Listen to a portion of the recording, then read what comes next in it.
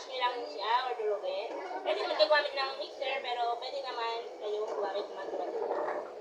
Yung mga tinuturo ko naman kahit paano, kaya lang sa kanila. Pag wala kayo masyadong gamit sa, pwede nito kumpisahan.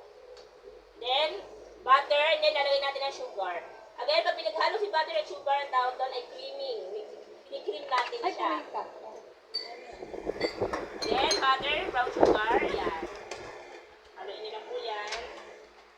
Sorry, maganda ko lang yung list. Para mapatuloy. Wait, sorry.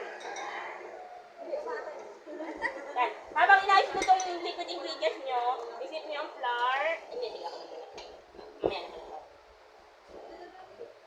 Sige, haluin mo muna ito bago habang nagde-demo ako ng flour at dry ingredients. Haluin mo yan, dandan lang para hindi mag-dry. Okay, flour po to. Ang ginamit natin mostly ay cake flour, di ba? Nakalagay. And then may halo tayong bread flour. Yan. Ang rason po dito kasi yung cake flour, siya yung nakakapag-soak ng cookies natin.